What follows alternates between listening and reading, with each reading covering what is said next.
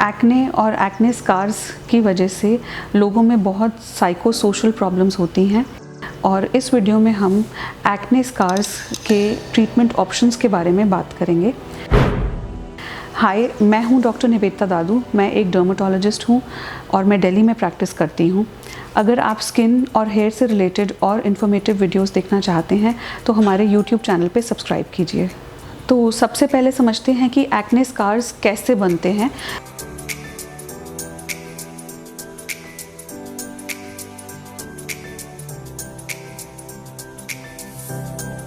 Acne scars usually उन pimples में बनते हैं जो ज़्यादा बड़े होते हैं, जिनमें पस होती है या जिन पिंपल्स को सही समय पर ट्रीट नहीं किया जाता।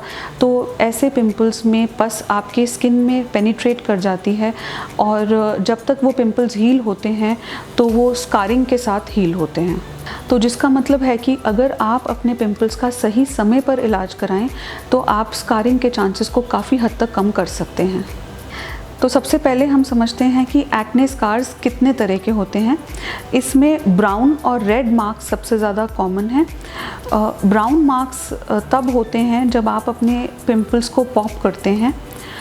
ब्राउन मार्क्स को हटाने के लिए ग्लाइकोलिक एसिड या हाइड्रोक्विनोन बेस्ड क्रीम्स अवेलेबल हैं, पर किसी भी क्रीम का इस्तेमाल आप अपने डर्मेटोलॉजिस्ट की सुपरविजन में ही करें। अगर आपके ब्राउन मार्क्स इन क्रीम से भी नहीं जाते तो आपके लिए डर्मेटोलॉजी क्लिनिक्स में केमिकल पील्स या क्यू स्विच लेज़र्स अवेलेबल हैं। केमिकल पील्स आपकी डेड स्किन को एक्सफोलिएट करती है और क्यू स्विच लेज़र्स आपके मेलानिन पिगमेंट को टारगेट करके पिगमेंट सेल्स को बर्स्ट करके आपकी पिगमेंटेशन को कम करते हैं। कभी कभी आपने देखा होगा कि कुछ लोगों में पिंपल्स ख़त्म होने के बाद रेड मार्क्स रह जाते हैं। ये यूजुअली फेयर कॉम्प्लेक्शन में होते हैं और ये ब्लड वेसल की एनगॉर्जमेंट की वजह से होते हैं। इसके लिए पेमिक्रोलिमस मॉलिक्यूल अवेलेबल है जो क्रीम है और जो आप चेहरे पे लगाने से आपकी रेडनेस धीरे धीरे कम हो सकती है। रेडनेस को कम करने के लिए एडवांस फ्लोरोसेंट टेक्नोलॉजी भी अवेलेबल है। Advance fluorescent technology red marks के हीमोग्लोबिन को टारगेट करके रेडनेस को कम करती है। रेड और ब्राउन मार्क्स के अलावा पिंपल्स काफ़ी बार हील होने पर एट्रोफिक या डिप्रेस स्कार्स छोड़ते हैं। एट्रोफिक स्कार्स 3 तरह के होते हैं: ice pick scars, rolling scars और box scars. Ice pick scars V shape होते हैं और डीप होते हैं। रोलिंग स्कार्स स्किन सरफेस को अनइवन टेक्सचर देते हैं और बॉक्स स्कार्स वाइड होते हैं विद शार्प एजेस। आपकी स्किन के लिए कौन सा लेज़र सही है वो डिपेंड करता है कि आपके स्कार्स किस टाइप के हैं और कितने डीप हैं। आइस पिक स्कार्स लेज़र को रिस्पॉन्ड नहीं करते, इसलिए आइस पिक स्कार्स के लिए TCA क्रॉस टेक्निक यूज़ की जाती है। TCA क्रॉस में ट्राइक्लोरो एसिटिक एसिड आपके एक्ने स्कार्स पर लगाया जाता है जो फ्रॉस्टिंग होने पर पील हो जाता है। ओपन पोर्स या शैलो एक्ने स्कार्स के लिए आप डर्मा रोलर या डर्मा पेन करवा सकते हैं। डर्मा रोलर एक हैंड हेल्ड डिवाइस है जिसे स्किन पे रोल करने से कोलेजन प्रोडक्शन बढ़ती है और स्कार्स कम विजिबल होते हैं। शैलो स्कार्स के लिए आप टिक्सल टेक्नोलॉजी का भी इस्तेमाल कर सकते हैं। टिक्सल थर्मोमैकेनिकल एब्लेशन के मैकेनिज़्म से काम करता है और टिक्सल करवाने पर 1 दिन तक फेस में रेडनेस रहेगी और उसके बाद धीरे धीरे कोलेजन प्रोडक्शन से आप नोटिस करेंगे कि आपके स्कार्स कम हो रहे हैं।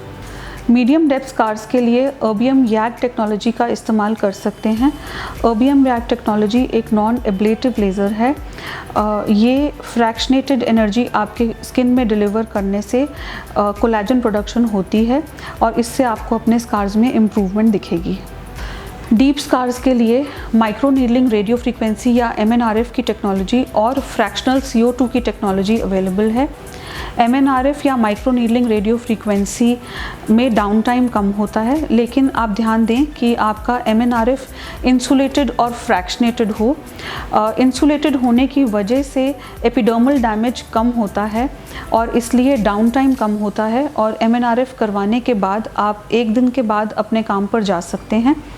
फ्रैक्शनेटेड होने की वजह से इसकी स्किन की रिकवरी फास्ट होती है और रिज़ल्ट सुपीरियर होते हैं। फ्रैक्शनल CO2 टेक्निक में डाउन टाइम ज़्यादा होता है।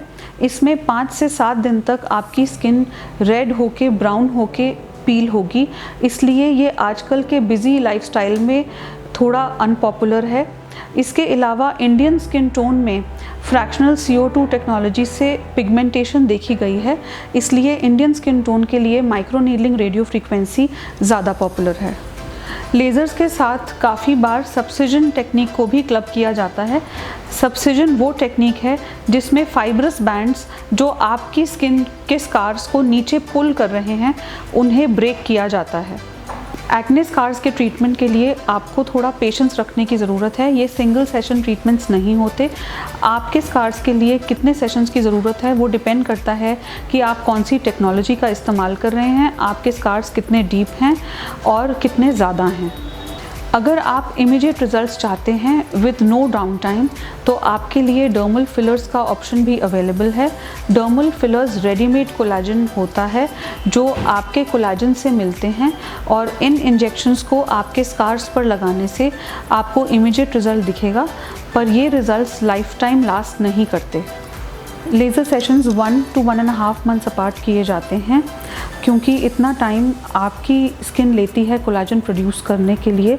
और काफ़ी बार लोग ये पूछते हैं कि जो रिज़ल्ट्स उन्हें एक्ने स्कार लेज़र से मिल रहे हैं क्या वो परमानेंट हैं, तो ये मैं इस वीडियो के थ्रू क्लियर करना चाहूँगी कि ये कोलाजन आपकी स्किन प्रोड्यूस कर रही है, इसलिए ये रिज़ल्ट्स परमानेंट हैं।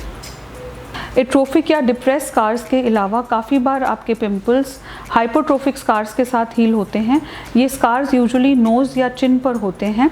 इनके लिए आप सिलिकॉन जेल का इस्तेमाल कर सकते हैं, पर सिलिकॉन जेल से काफ़ी बार उतना फ़ायदा नहीं दिखता, तो इसके लिए आप एब्लेटिव लेज़र्स और इंट्रालीजनल ट्राइमसिनोलोन इंजेक्शंस लगवा सकते हैं। आई होप आपको ये वीडियो इन्फॉर्मेटिव लगा।